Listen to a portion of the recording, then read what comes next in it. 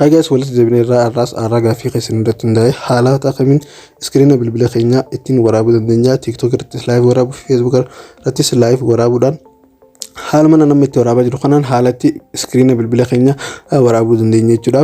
Bilbila keenya irratti bilbilli keenyas waraabuu ofii isaatiif ni danda'a jechuudha. Kanaaf an appilikeeshinii ofii kiyyaa yeroo hedduu itti fayyadamaa turee fi itti fayyadamaa jiruun isinitti agarsiisaa jechuudha. Appilikeeshinii HD qulqullina ilaa 4K isiniif waraabuu danda'u jechuudha. Sagalee illee isinii filate sagalee bilbila diivaayisii keessaatii fi kan isin alaa recordii kam gochuu akka barbaadan jechuudha. Appilikeeshinii hedduu baay'ee bareedaadha. Appilikeeshinii Play Store irraa appilikeeshinii hedduu argachuu ni dandeessanii. Appilikeeshinii akkasumas bilbilli ifiifis waraabuu ni danda'a. Bilbilli ifii waraabuus hin dandeenye ni jira jechuudha. Kanaaf appilikeeshinii ofii kiyyaa ittiin fayyadamu bifa amma agartan kanaan jechuudha. Qulqullina ajaa'ibaatiin ilaa 4K isiniif waraabuu danda'u isinitti agarsiisa. Kanaaf viidiyoo haga dhumaatti ilaalaa. Warroonni haaraa taatan anaa dhufuu TikTok fi social YouTube irratti follow subscribe gochuu hin dagate.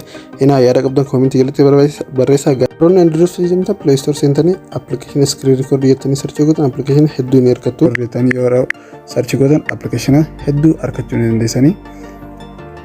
Hedduutu jira. Kanneen keessa garuu kanneen recommend isin garuu kanneen itti fayyadamu itti akka fayyadamtan jechuudha. Appilikeeshinii Pro isa ta'een isiniif Telegram irra haa Telegram seentanii appilikeeshinii buufachuu danda'u qabdanii Telegram seentanii save jettanii search gootanii Telegram join gootanii appilikeeshinicha achirraa buufachuu qabdan. Appilikeeshinii kan Play Store irraas buufatanii fayyadamuu dandeessan garuu Pro isanan ofii kiyyaan itti fayyadamu qulqullina olaanaadhaan kan ilaa 4K isiniif waraabuu danda'u.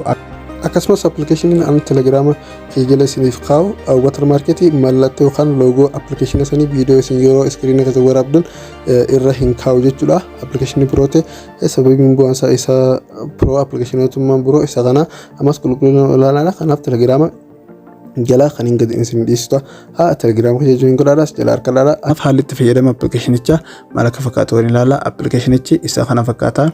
As screen record kan jiru kana jechuudha. Kana fakkaata.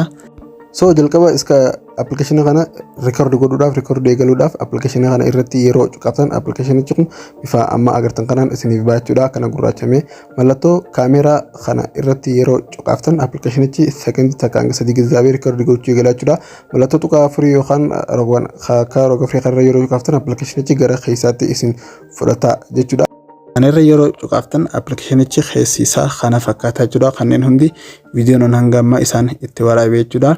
Settingii isaa keessi defaultumaanuu bareedaadha. Keessa hedduu waan tirre achuu barbaadu hin qabuudha. Asi settingii kanarra yeroo cuqaftan revolutionii qulqullina ilaa hangam takkaan hanga waraabuu barbaadan filannoo asitti isiniif kaayaa jechuudha. Filannoo kana filattanii qulqullina hangam takka akka waraabuu barbaadaniin akka filannoo keessanitti godhuu dandeessan. Bitrating kun ammoo reetii MPS hangam takkaan akka waraabuu barbaadu auto yoo gootanii dhiftan illee bareedaadha. Auto godha. Frame rate nus ammoo frame rate 60 ilaa 60 qaba. Olaanaan kan jechuudha. Waan fadhe yoo fadhe bilbila video kaameeraas ta'e kaameeraa fadhe irratti frame rate 60 irratti hedduu bareedaadha. Normaan illee 30 hanga filannoo keessanitti qulqullina viidiyoo keessanii bifa kamiin akka barbaadan irratti filachuu dandeessanii 60 irra yoo fetanis hanga fetan irratti dhiisuu dandeessan auto yoo gootanis jechuudha.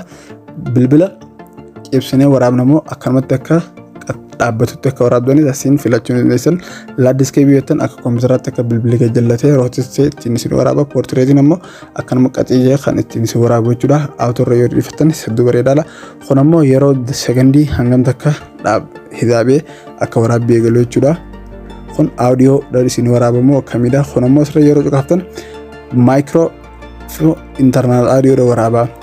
Sagalee isin alaa dubbattan akka waraabamoo kan keessa silkii kana play gootan akka waraabuu jaallattanii dha. Yeroo TikTok irra yeroo gartan kan warrichi dubbatu ni waraaba. Kan namni sitaa waraabus ni waraaba jechuudha. Kan amma microphone ofatanii internal audio ofatanii akka filannoo keessanitti irratti ni cuqaftanii. Kanaaf keessa appilikeeshinicha kana fakkaata jechuudha. Green screen illee ni qaba jechuudha. Appilikeeshinichi kun baay'ee proodha. Green screen jechuun dubbee keenya green screen keenya yeroo appii kanaan waraabne viidiyoo fi jechuudha. Green screen san ifii firaa remuuf godha jechuudha.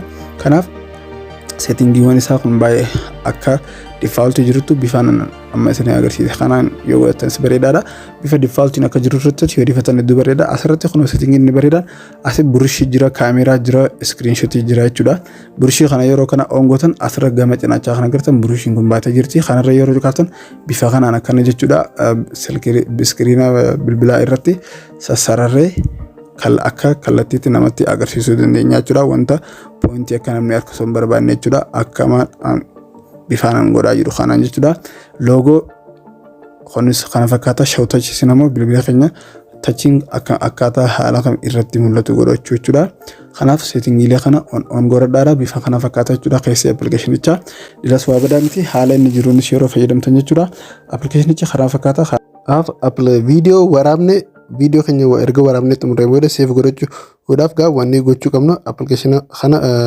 video erga waraabne xumuree booda gubbaarraa notification panel keenya gubbaarraa gabbanna notification panel keenya erga gubbaarraa gabbanne booda akkana nu baa notificationichi appilikeeshina sanii pass kan jettu kanarra yoo tuqaafne immoo video pass goone ammas haareetti itti deebisne video haareerraa eegallee record gochuudhaaf jechuudha stop kan kanarra yeroo qaaftan stop ta'e videoon akkana bifa kanaan nu baa jechuudha save ta'e jechuudha jira stop irra yeroo xinu ifumaaf save ta'e jechuudha videoon keenya kanaaf bifa kanaan isinii baa amma edit godhuudhaafis ni dandeessanii jechuudha kanaaf gaalarii keenyatti sanitti deebitanii yeroo ilaaltan videoon isin waraabdan save isiniif ta'ee jira jechuudha gaafii waa'ee kanneen kana haala kamiin akkamitti akka edit godhuu barbaadaniif appilikeeshinoota itti yoo barbaadan gaafii koomentii jalatti haayedha